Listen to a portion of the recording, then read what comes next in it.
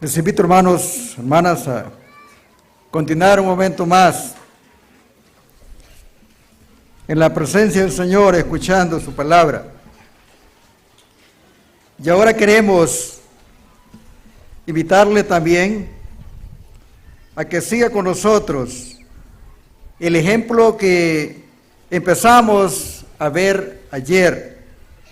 Y para ello vamos a tener lectura en el capítulo 11 del libro de los Hebreos. Hebreos, capítulo 11, texto 24. En adelante. Dice la palabra del Señor que leemos con su ayuda. Por la fe Moisés, hecho ya grande, rehusó llamarse hijo de la hija de Faraón, escogiendo antes ser maltratado con el pueblo de Dios que gozar de los deleites temporales del pecado, teniendo por mayores riquezas el vituperio de Cristo que los tesoros de los egipcios, porque tenía puesta su mirada en el galardón. Por la fe dejó a Egipto, no temiendo la ira del rey, porque se sostuvo como viendo al invisible. Por la fe celebró la Pascua y la aspersión de la sangre, para que el que destruía a los primogénitos no lo tocase a ellos. Por la fe pasaron el Mar Rojo como por tierra seca, e intentaron los egipcios hacer lo mismo. Fueron ahogados. Queda en el Señor ayudarnos para seguir pensando en su palabra. Tenemos aquí, hermanos y hermanas, algo que resalta en la vida de este siervo de Dios.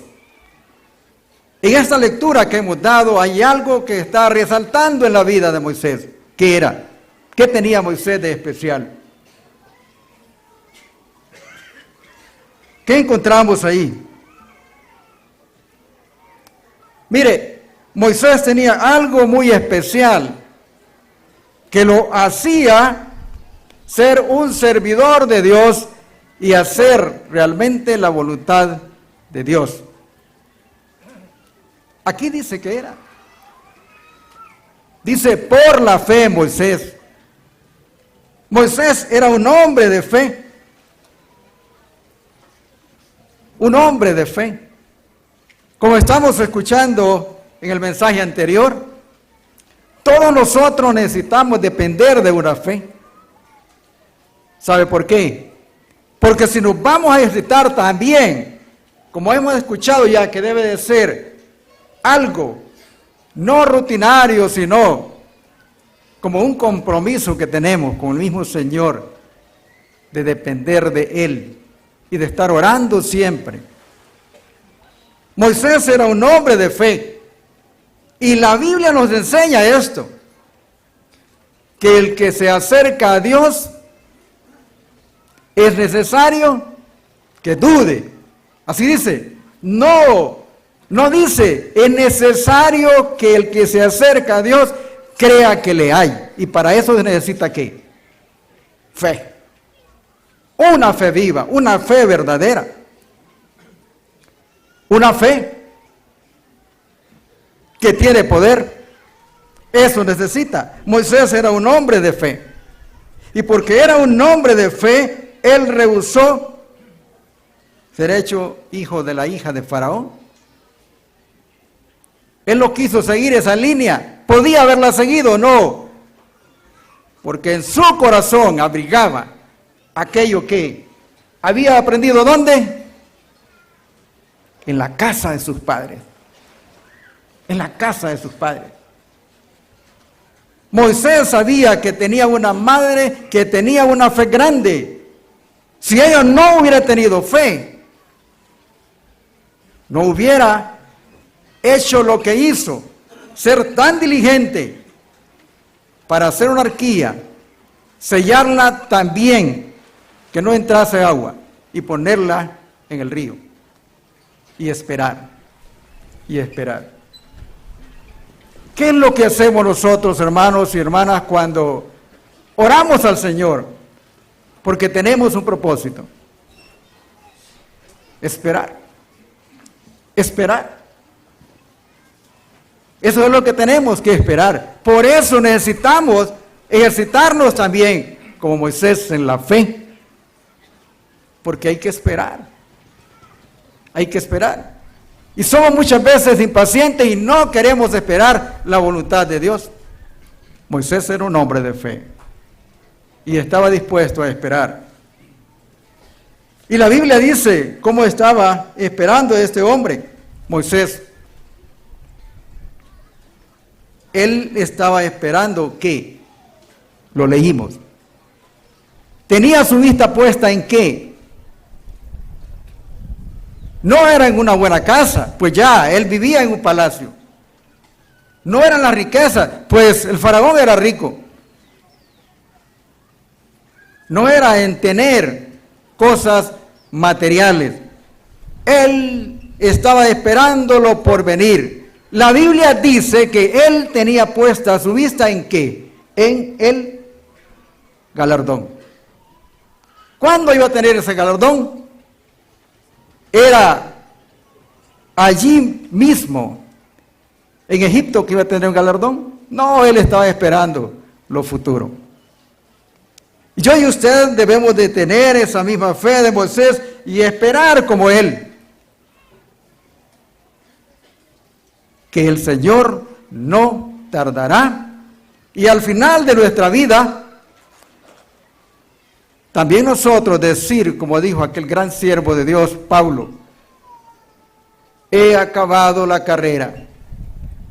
¿Y qué más? ¿Qué había guardado? He guardado la fe. Y por lo demás, me está esperando la corona de justicia, la cual me dará el Señor juez justo, y dijo él, no solo a mí, sino a todos los que aman su venida. Todos los que aman su venida. Ese hombre era un hombre de fe y por eso hizo estas grandes cosas. Hizo grandes cosas. Dios conocía su corazón. Y mire, este hombre Moisés está aquí en la Biblia reconocido, no solamente como un hombre de fe, sino como un siervo de Dios, como los demás siervos de Dios, como varones de Dios.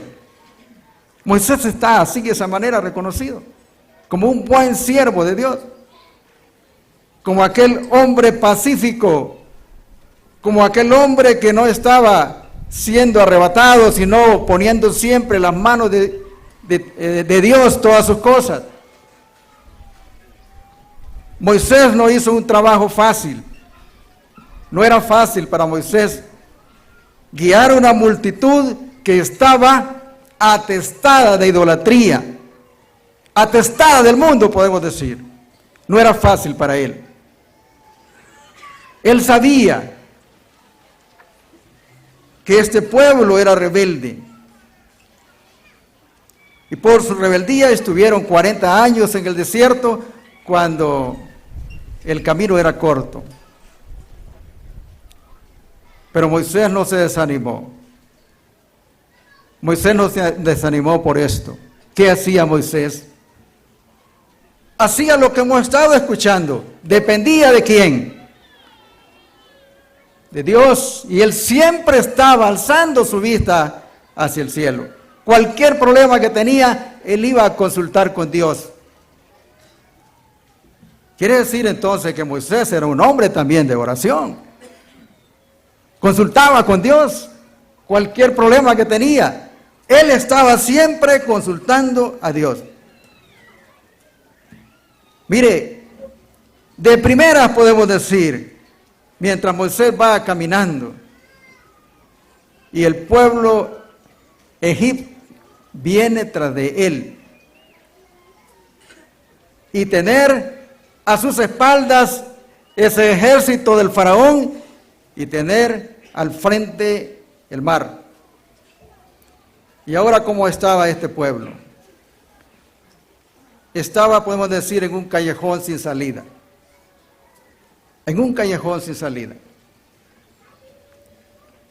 No podía regresar porque inmediatamente iban a morir. Si continuaban hacia el mar, también iban a perecer.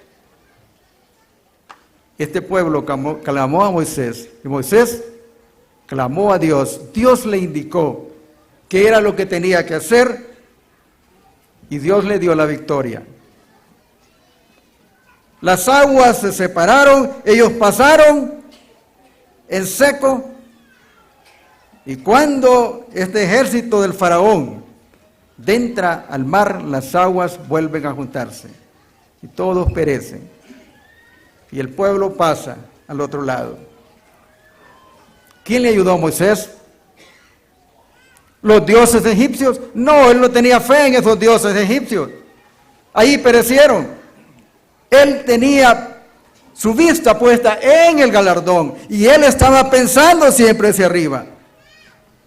Él estaba de esa manera. Él no consultaba abajo, él consultaba arriba. ¿A quién consultamos nosotros cuando tenemos alguna situación?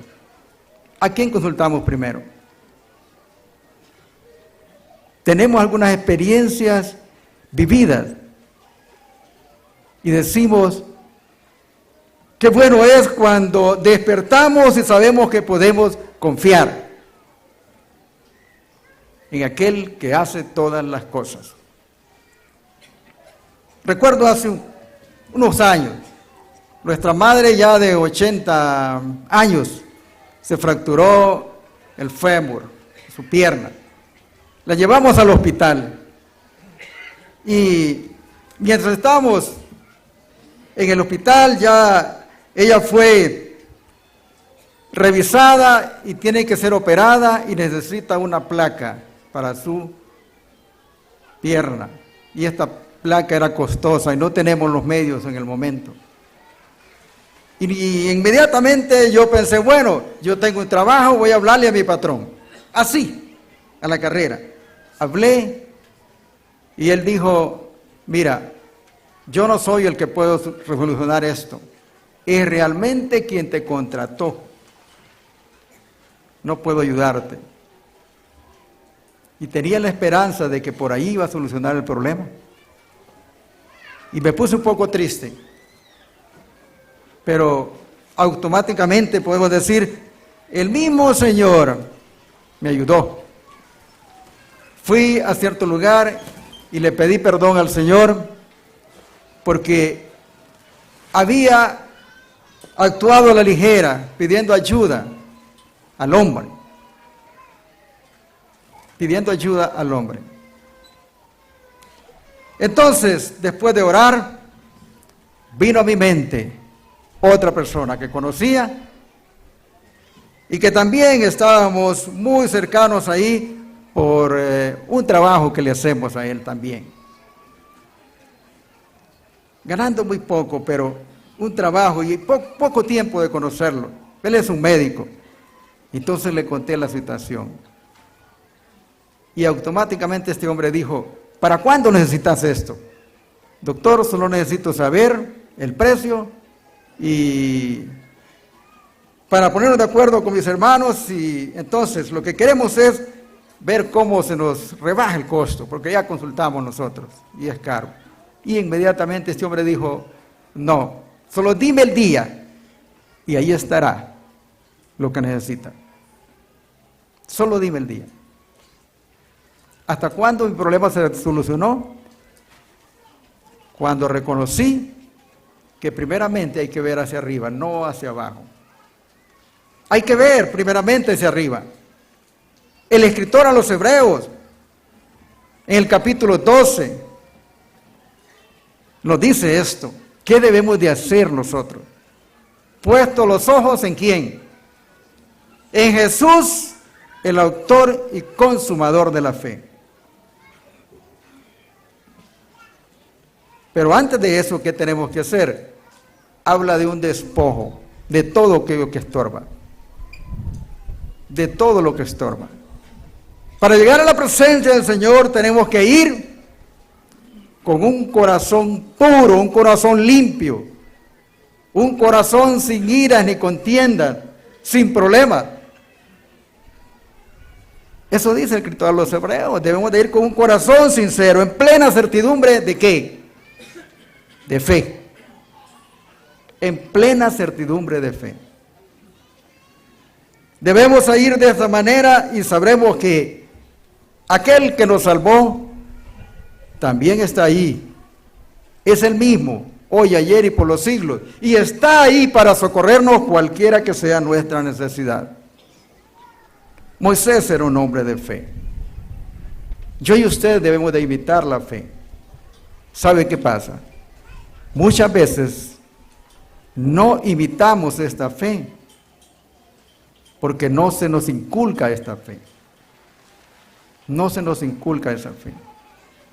Doy gracias a Dios y alabo por eso, porque cuando yo abrí mis ojos para reconocer quién estaba amamantándome, ya eran cristianos. Y esa madre estaba siempre, cuando ya íbamos nosotros entrando a una edad que podíamos escucharle, ella estaba para dormirnos cantándonos algún himno. No sabía leer, pero sabía las escrituras. Y de repente ella estaba hablándonos de algún texto de la palabra de Dios.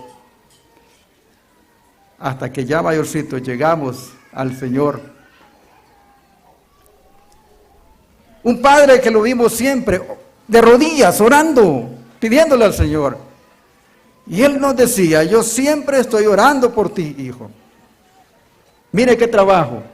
Mi madre diciéndolo de las Escrituras, hablándolo del Evangelio. Y nuestro padre lo mirábamos de rodillas, haciendo un trabajo juntos. Y es como debemos de trabajar en familia. ¿Para qué? Para que más tarde veamos siervos interesados en el trabajo del Señor, sirviendo al Señor, siendo también de fe, como Timoteo, un hombre que dio honor al nombre que tiene, honrando a Dios. Eso significa Timoteo. Y se debió a que Pablo le dice, a la fe no fingida que hay en ti, que habitó primero en tu abuela y en tu madre. Y estoy seguro que también en ti. De esa manera, necesitamos ejercitarlos en la fe.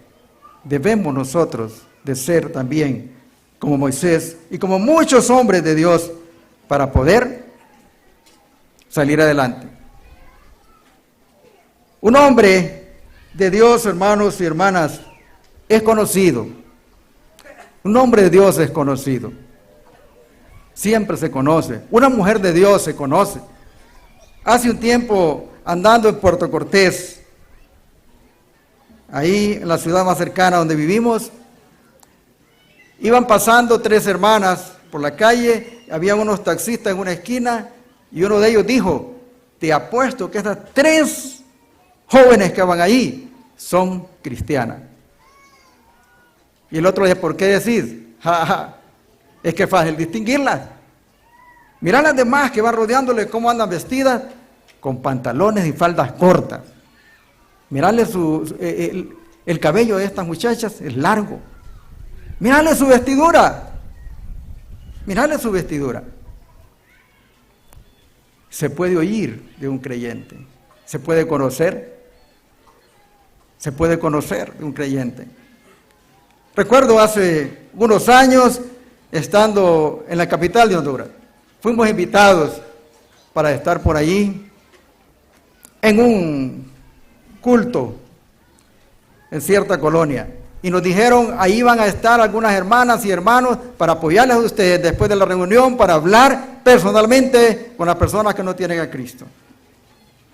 El problema fue después de salir, de tener el servicio y salir a la calle para poder hablar.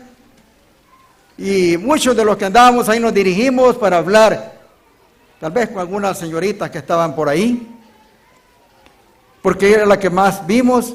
Y después de estar hablando un poquito y quererles presentar el Evangelio, no, si yo soy cristiana, yo aquí parto el pan, ahí está la sala evangélica, yo voy allí. Y en la otra, yo ¿Sabe qué pasó?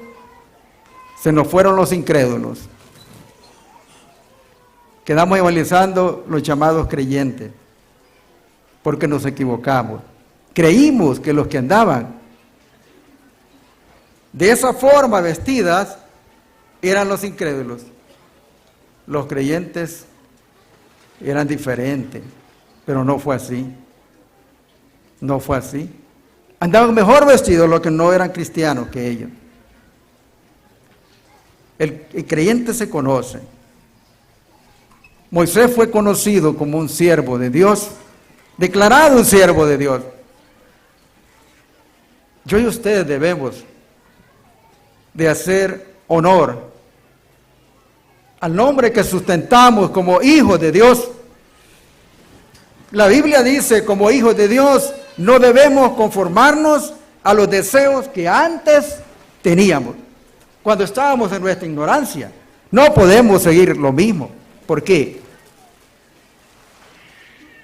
¿Qué dice el apóstol Pablo? 1 Corintios 5:17. De modo que si alguno está en Cristo, nueva criatura es. Las cosas viejas pasaron, todas son ¿qué? Hechas nuevas. Todo es hecho nuevo. Todo. Pablo, ahí en Colosenses capítulo 3, hace una invitación a los creyentes de Colosas. Y les dice, haced morir pues lo terrenal en vosotros.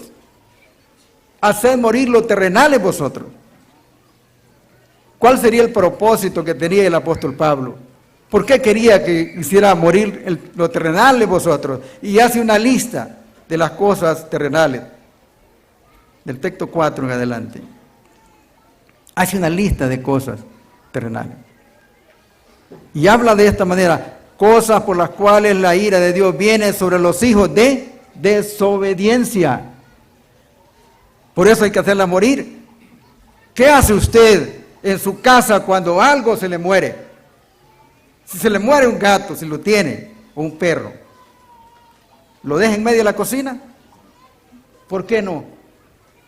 Es pequeño, puede caber. O una gallina, un pollo. ¿Lo deja ahí? ¿O lo lleva al cuarto, donde duerme? ¿Lo deja? ¿Verdad que no? ¿Y por qué no lo deja? Porque va a soltar mal olor y no se puede vivir ahí en medio del mal olor. Esto puede traer enfermedad, puede traer consecuencias terribles. Pablo dice a Timoteo, haced morir lo terrenal en vosotros. ¿Sabe por qué? Porque eso también hay que hacer, como lo que hacemos cuando se nos muere algún animalito. Si se muere, automáticamente nos deshacemos de él, lo tiramos lejos o lo enterramos, porque esto suelta mal olor. Hermanos y hermanas, el pecado en la vida del creyente, delante de la presencia de Dios, suelta mal olor. Suelta mal olor. Suelta mal olor. No es agradable la presencia del Señor, no es un olor grato. Recuerda que las acciones justas, santas de los creyentes, nuestras oraciones, suben en un grato olor a la presencia del Señor. Y el pecado incomoda a Dios. Por eso dice, cosas por las cuales la ira de Dios viene sobre los hijos de desobediencia. Si hacemos morir las cosas terrenales es para deshacernos de ellas. Es para que estén lejos de nosotros, para enterrarlas, para que no sigan en nuestra vida. Porque Dios está siempre airado contra el pecado. Moisés rehusó vivir esa vida de pecado. Y por la fe, él rehusó ser hijo de la hija de Faraón y gozar de los deleites temporales. ¿Por qué? Repito, tenía puesta su vista en el galardón. El escritor a los Hebreos me llama a mí y a usted en el capítulo 12 a poner la vista en Jesús, el autor y consumador de la fe. Ahí poner la vista, poner la vista. Pablo dice a a los Colosenses también capítulo 3, texto 1 y 2, de poner la mira en las cosas de arriba, no en las de la tierra. Porque dice, habéis muerto y vuestra vida está escondida con Cristo en Dios. Poned la mira. Alguien me dijo a mí, ¿qué es mira? Le digo, para ilustrarle, yo conozco algo como mira, lo que tienen las armas, ahí en el cañón, en la punta. Y ahí como arriba donde tienen el gatillo, donde que se ala para disparar, tienen como una cosita, como una U o una V. Y para poder dar en el blanco, hay que enfocarse de esa manera. En eso que está ahí, con la mira que está en el cañón, en la punta del cañón del rifle. Y de esa manera se puede dar, si enfocamos con el blanco a quien le vamos a disparar, si tiramos así, podemos dar, podemos pegar, decimos nosotros. Es la idea que tiene aquí el apóstol, poner la mira, poner tus ojos, fijar los ojos allá en el blanco de justicia, porque si no pegamos en el blanco, vamos a errar. ¿Y eso es qué? Errar el blanco, ¿qué es? Pecado. Es pecado. Estamos llamados, hermanos y hermanas, de esa manera. Como este siervo de Dios, Moisés, a poner la mira en las cosas de arriba, no en de la tierra. Él tenía la vista puesta en el galardón que recibiría. Usted y yo podemos recibirlo si hacemos lo mismo. Que el Señor nos bendiga con su palabra.